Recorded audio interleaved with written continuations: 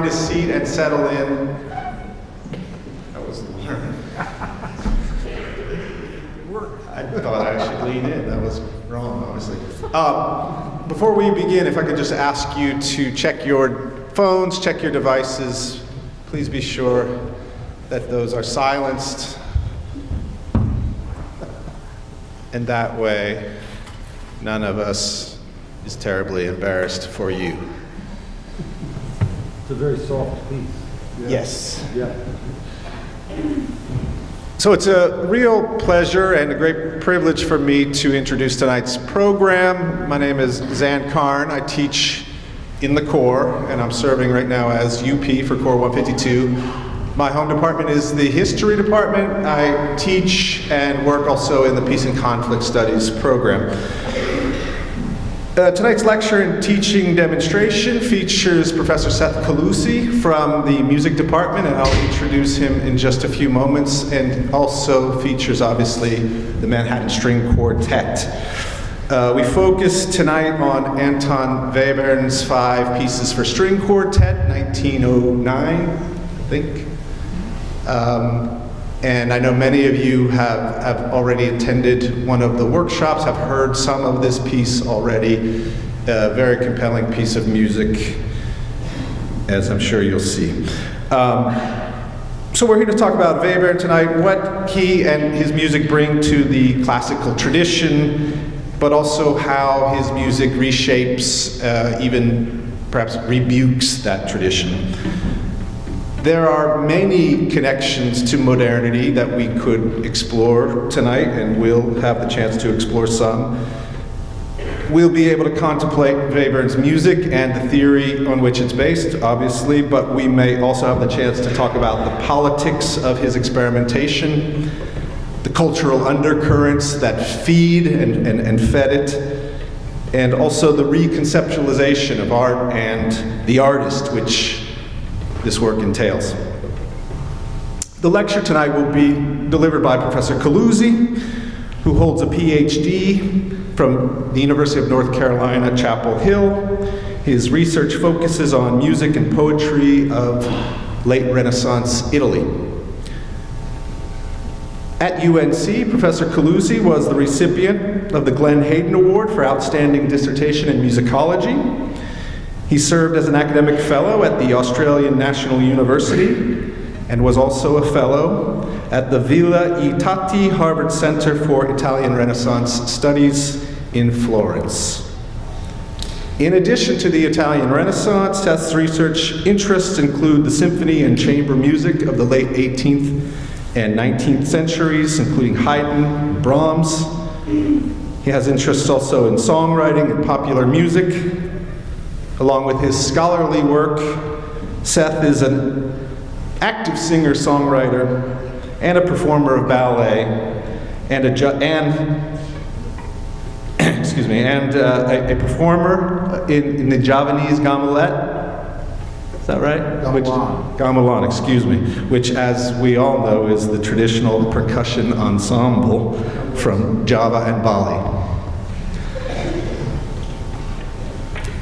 Music tonight will be performed by the Manhattan String Quartet. Hailed by the Boston Globe as a national treasure, the MSQ is celebrating now its 47th season. Is that really true? Wow, might be true. The quartet's Colgate residency is now in its 30th year, and of course we are immensely grateful for what the members have shared with us in that time. Encounters with this kind of virtuosity are, I think, exceedingly rare.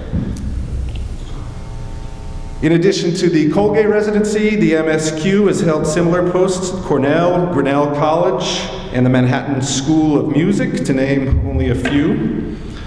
The quartet also tours extensively, having performed on 4 continents. In the mid-1980s, the quartet became the first classical ensemble from the US to give a full tour of what was then called the Soviet Union. They've performed to full houses in Tokyo and Nagoya, Japan. They have even rubbed shoulders with royalty in Vienna's parking garages. That's true. That is a true thing. That's a good story. It's a good story. Yeah. Time magazine called their recording of Shostakovich's complete cycle for string quartet, quote, one of the most important musical events of 1991. Current members of the MSQ are Curtis Macomber, violin, Calvin Wiersma, violin, John Dexter, viola, and Chris Finkel, cello. I'd like to remind everyone that the quartet will give a free public concert in this space tomorrow evening, beginning at 7:30, followed by a reception downstairs. And at this time, I'd like to introduce to you Professor Calusi from the Colgate Music Department.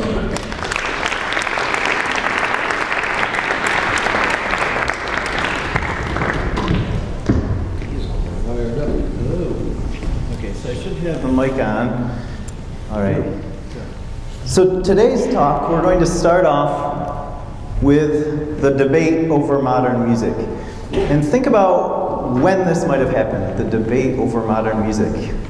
And I'll tell you that it was not in the 20th century, and it wasn't even in the 19th century or the 18th century, but at the end of the Renaissance.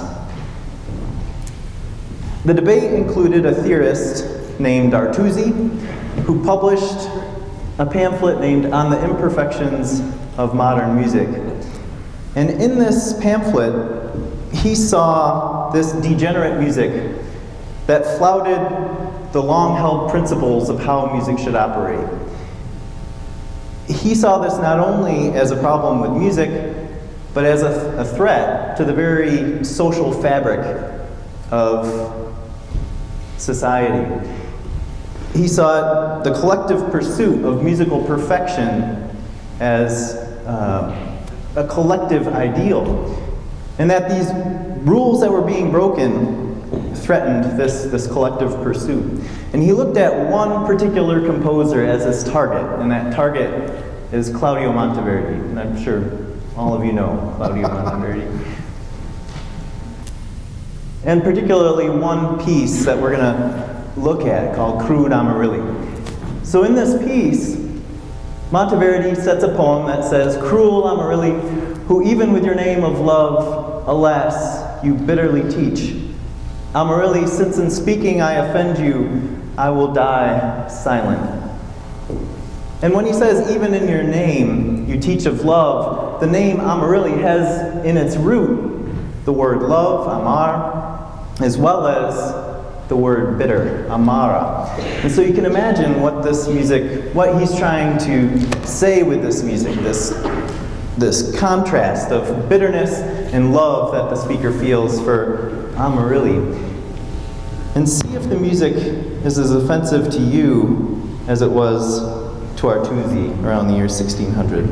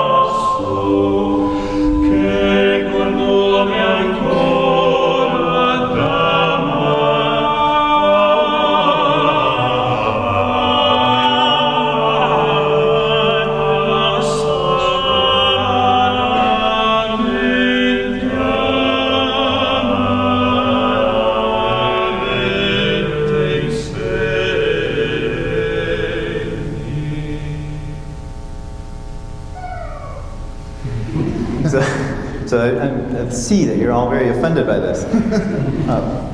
Well, the problems that Artusi had in particular involved dissonance.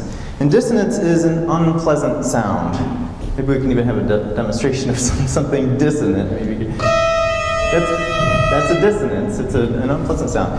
And dissonance needs to be handled with care. in order to make pleasing and well-ordered music.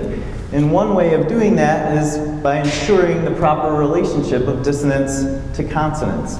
Dissonance should resolve into consonance. And Monteverdi didn't do this properly in this piece. Expressing this bitterness, and particularly in one spot of the piece, this exasperated "I lasso," or alas, almost like a scream, he has this mishandled dissonance. And I'll turn it over to the quartet, and this is in the excerpt. This little section here, you'll hear the "I lasso" at the end of the excerpt. And see if you can hear this dissonant clash. Okay.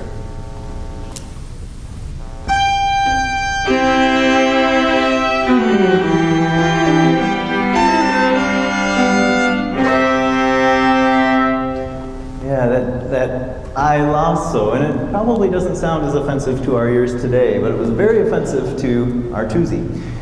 But in his defense, all that Monteverdi could claim was that his music exemplified a new practice. He called it the second practice. And the second practice saw the expression of the text as more important than the following of the rules. He contrasted this to the first practice that Artusi represented. This was the sort of old-fashioned, you should play by the rules theory. And so basically, Monteverdi was saying that he had artistic and expressive license to break the rules of composition for the sake of expressiveness. Now, if we start there with this idea of dissonance and the need for dissonance to resolve to consonance, that'll be the first principle that we introduce today. The second one is the idea of tonality. So many of you might recognize this, either the scale or at least those words, do, re, mi, fa, sol, la, ti. And those are the 7 notes of the scale. And so lucky you get to sing tonight, and maybe we'll get some accompaniment. So feel free just to sing out, and nobody will hear you because we have instruments accompanying us. But sing exactly what's written up there, do, re, mi, fa, sol, la, ti. And we'll start from that. So maybe we'll hold each one for 2 weeks or something.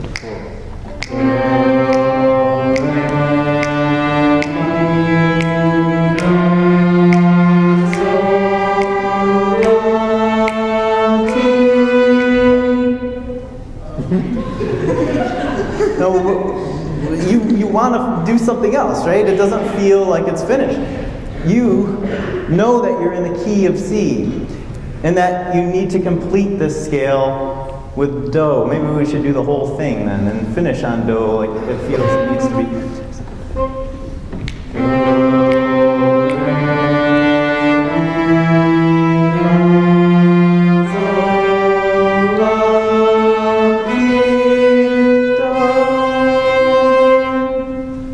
So there's a hierarchy of pitches. You feel like do is more important than the other notes because you have to get to that pitch. In fact, that's what tonality is. It's the gravitational pull toward a single pitch or a single chord. You hear this in music all the time when you have this sense of drive, of this goal that the music is driving toward. That's the idea of tonality. Now, in the classical period, the 18th century, mid-18th century, this is the period of the Enlightenment, the French Revolution, the American Revolution, liberty, brotherhood, equality, as well as the pursuit of knowledge through science and empirical study. And in music, it also brought about this valuing of the ideals of simplicity, balance, rationality, order. And one way that this exemplified itself in music was through this idea of, or this sort of rhetoric of music. The persuasiveness and the guidance of music in a speech-like manner through phrases and completion of phrases and larger statements. And so if we start off with an antecedent, if we start off with a phrase that's an antecedent, then we should complete that with a consequent. And in language, when I say an if statement, you expect the then statement. And music has that same ability. At the end, the completion, we call that a cadence.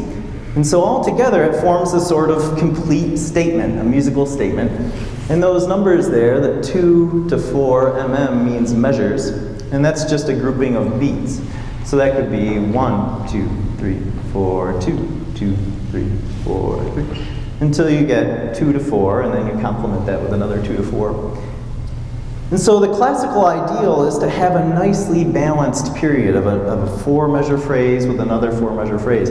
And this is also very, very common in popular music. I bet almost all the music you listen to is based on 4-measure phrases. And if you're a dancer, you probably know that 8-measure phrases and 4-measure phrases are so regular that you can choreograph things to 8-measure phrases without even really worrying about it, because it's so integral to our sense of order.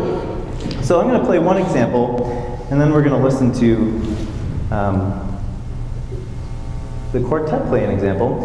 And this is one that you're probably all familiar with. And it's a really nice one for counting beats, and feel free to make your own percussive noises along with it. So, 2.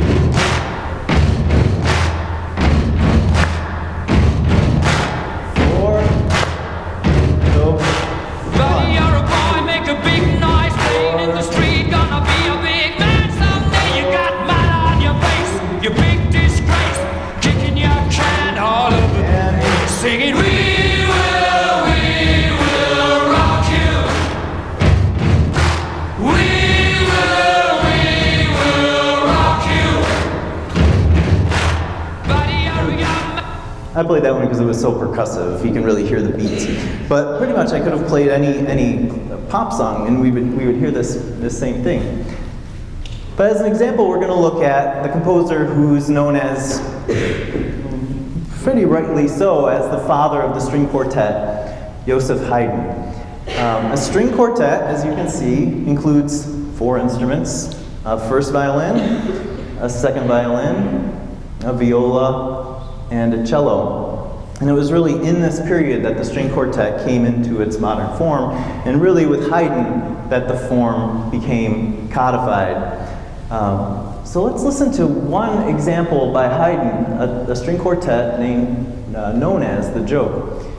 And, well, I put my own little joke in here as well, but you'll hear that Haydn has a 4-measure phrase, antecedent, and another 4-measure phrase, and then he adds on another 4-measure phrase, so it's a 3-phrase period. And you'll hear cadences at the end of the first and the third one.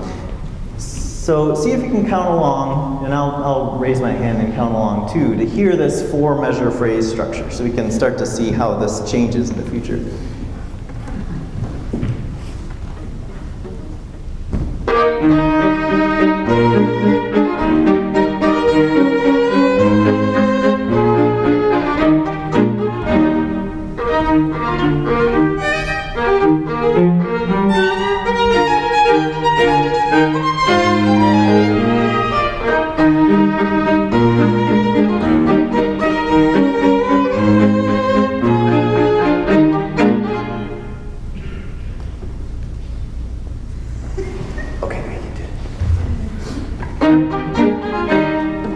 So I stopped, I put the excerpt to stop before the cadence. You could feel what that completion felt like and what happens when you're thwarted, when that cadence or the sense of resolution is denied you. You feel this need for the completion of the phrase.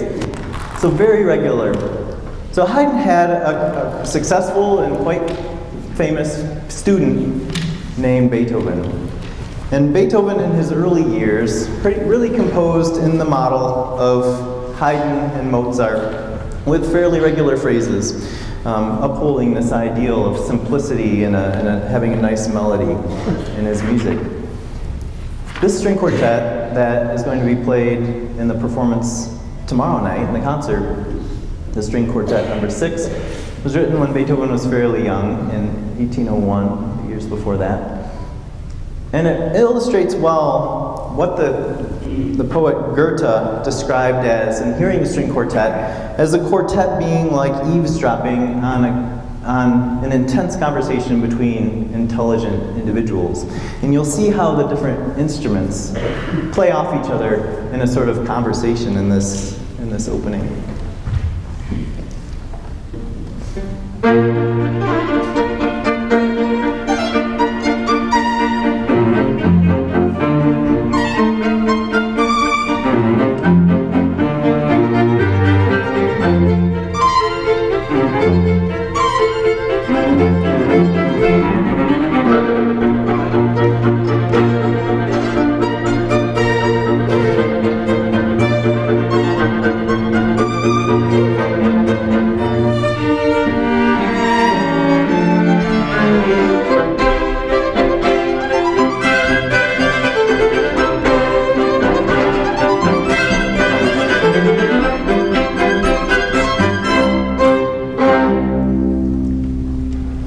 Strange place to leave off if you know the form of the piece that they're playing, but if you come tomorrow night, you can hear the rest of it. But Beethoven wouldn't be so well known today if he just composed in the model of his predecessors. So it's in his later works that Beethoven starts to break out of these frameworks.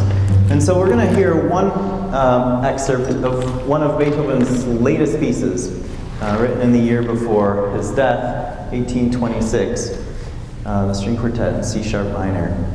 And see if you can hear the difference in the way the voices work together, as well as in this idea of dissonance and consonance and the regular phrases of the previous examples.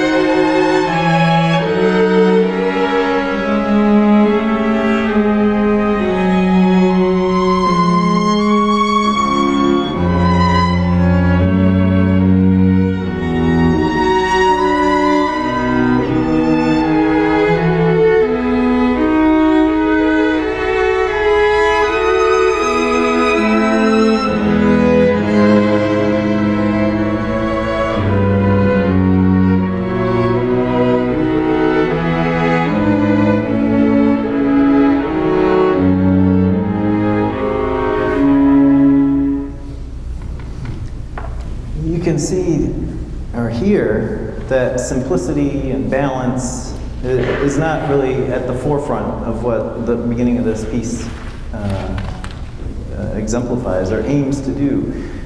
In fact, with relation to Beethoven's late style, critics had a hard time accepting it. One critic wrote, "It cannot be denied that he, Beethoven, withdraws increasingly within himself, and even more isolates himself even from the pursuits and interests of other music lovers.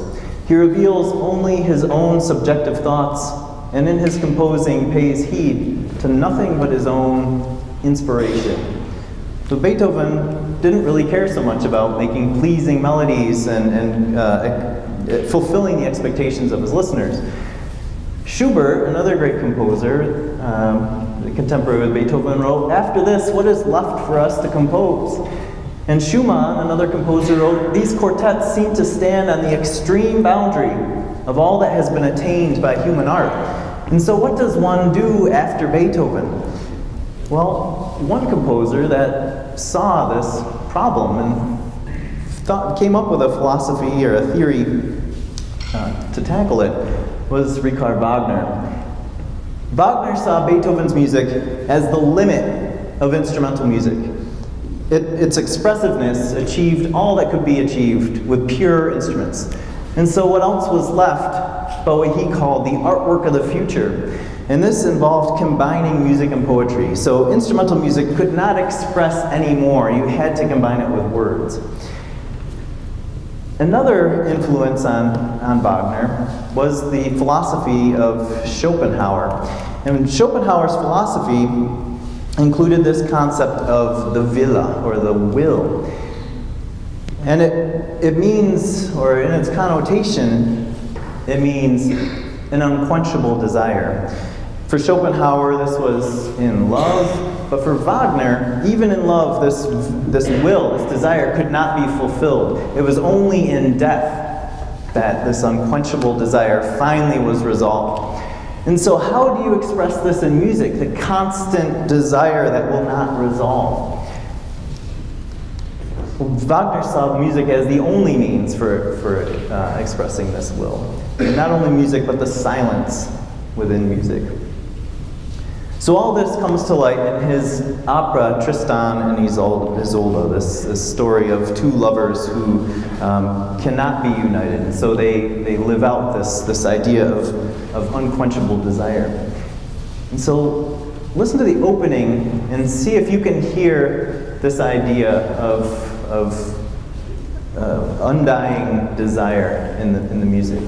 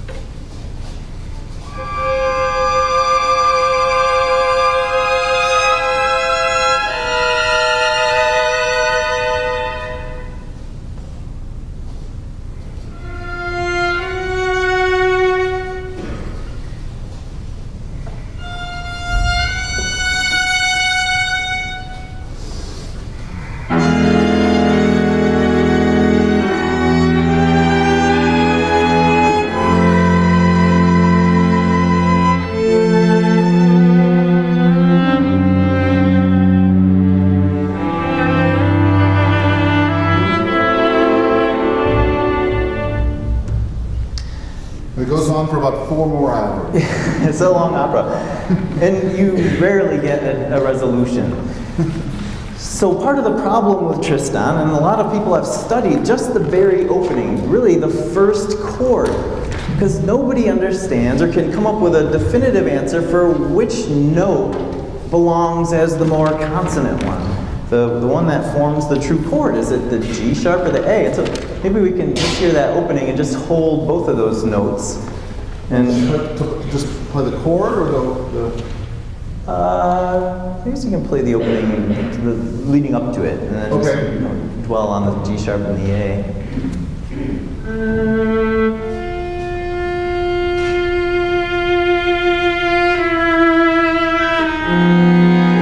That note, or that one.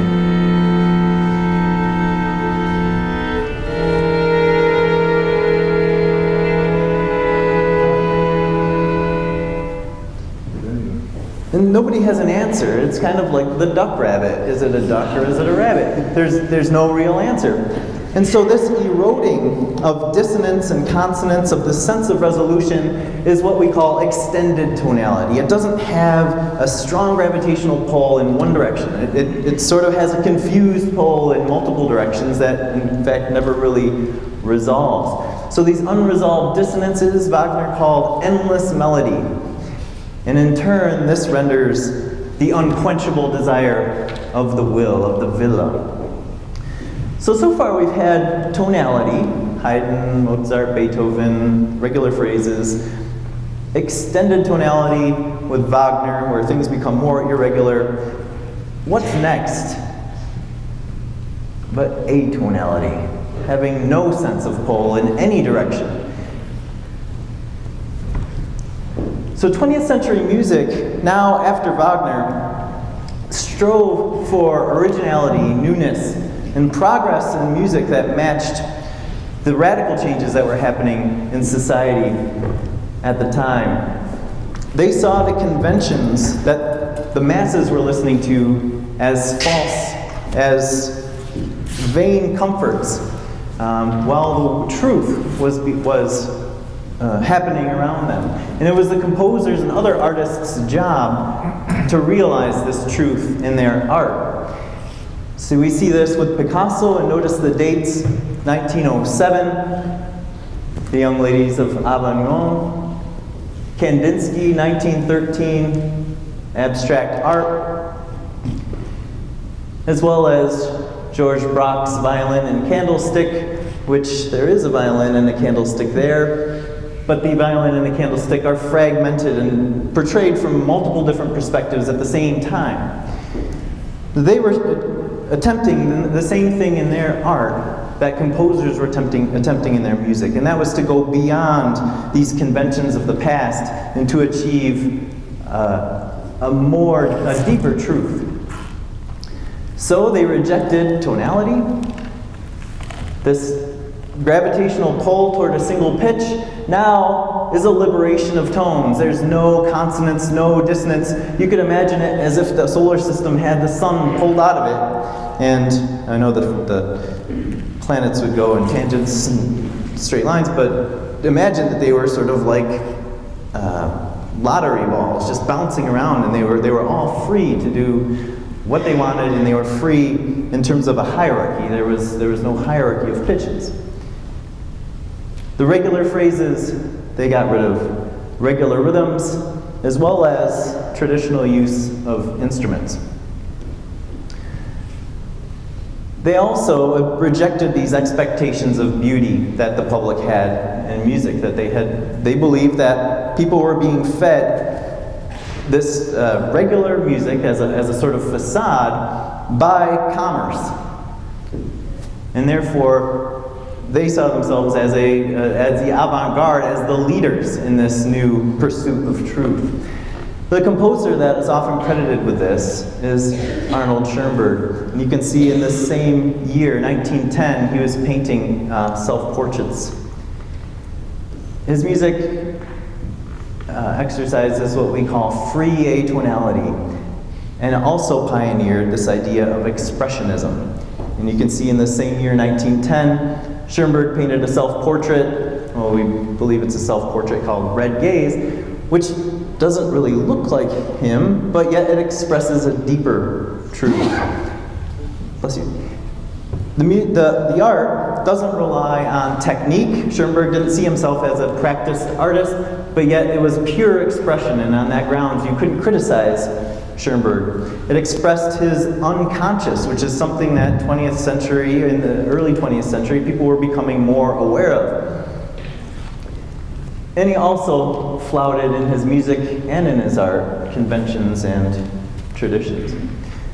But we're going to skip Schoenberg and look at one of his students in this so-called Second Viennese School. And in Vienna at the time, in 1910, we have writers and playwrights and other artists doing similar things. And here, the playwright Hermann Bahr writes, "Man cries for his soul. The whole era becomes a single cry of pain. Art too cries into the deep darkness. It cries for help. It cries for spirit." That is expressionism. And so you have this convergence of all the arts, really people feeling this anxiety that needed some sort of expression that was not conventional. And so this is where we pick up with Anton Webern around this same year, 1909.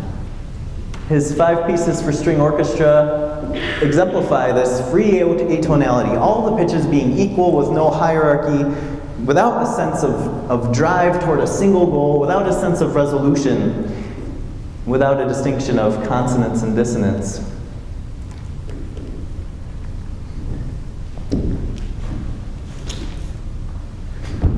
Schoenberg is also noted for abandoning large-scale forms like symphonies and large-scale string quartets. All these movements are very short. And in addition to the music itself, Webern, I'm sorry, I might have said Schoenberg earlier, Webern expresses himself, the music expresses itself, not only through pitches, but in the silence between the pitches. So maybe we can hear a little bit of the opening and then talk about what Webern is doing exactly in terms of techniques and see. The first one, roll the first page. Sure. Okay, first page.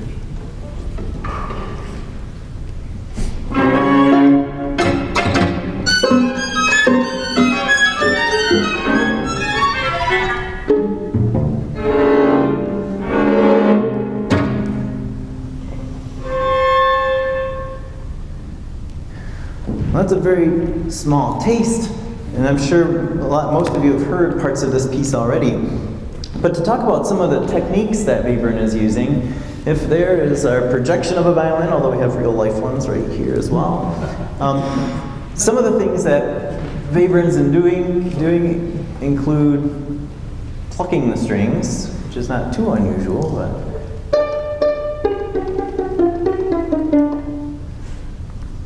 this technique, sul ponticello, which means playing on the bridge, and the bridge is that little piece of wood that holds the strings up.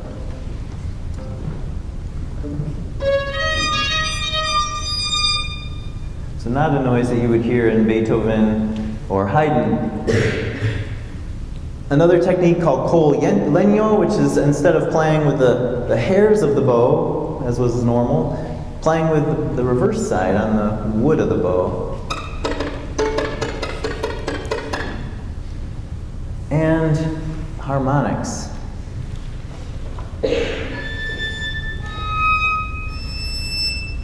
Which is just lightly touching the strings that you have in the if you study physics, you know that you have these partials of pitches when you stop a vibrating string. It creates a really high pitch, and you hear it a lot in rock music when guitarists make those high, long-held notes. Jimi Hendrix used it a lot.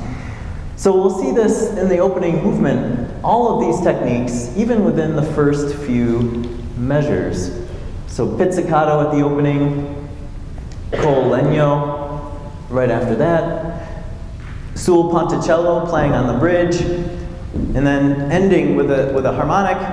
And you'll also notice how detailed Webern is about how he wants the volume of each articulation. So these fortissimo, fortissimo, these are indications of how loud the players should play. And here it gets down to pianissimo, extremely quiet and extremely loud. And Webern wants it performed in a very specific way. So he's taking extreme care in how the players express this music. Maybe we can hear the opening again up to the first fermata.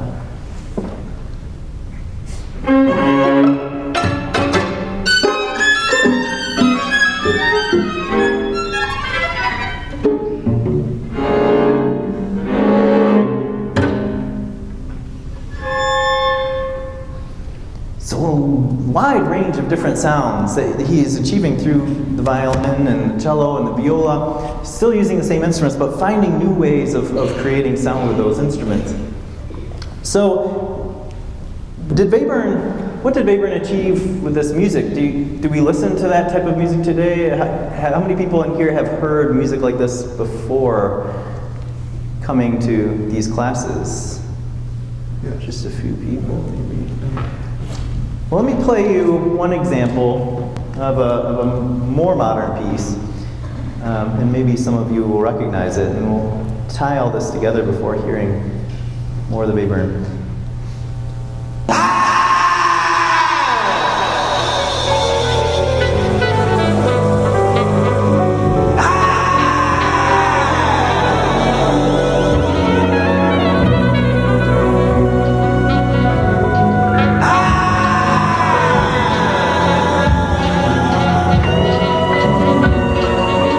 Loving you is complicated. Loving you is complicated. Loving you is complicated. Loving you is complicated. Loving you is complicated. Loving you is complicated.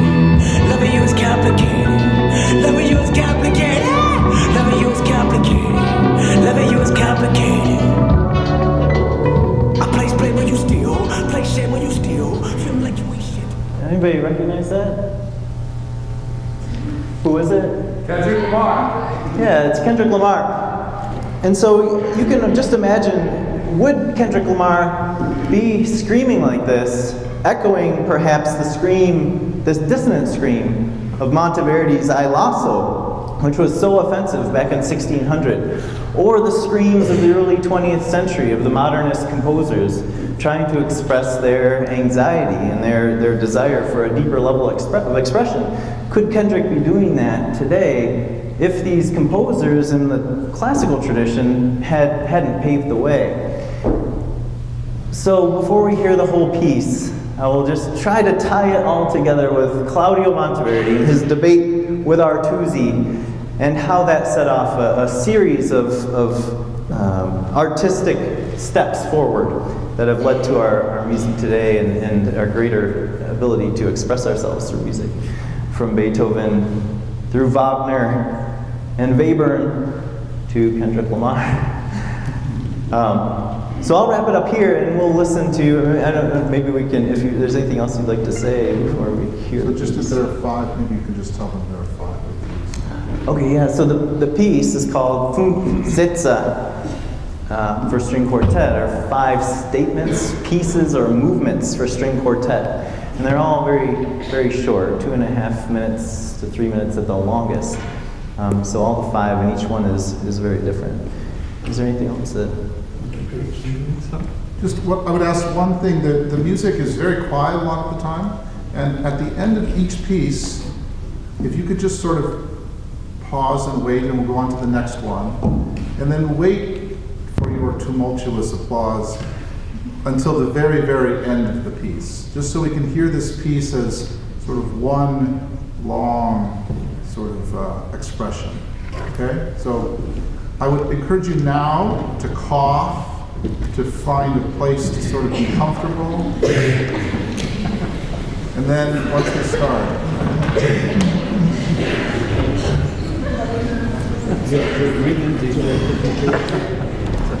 No, I remember. No, I did a little work.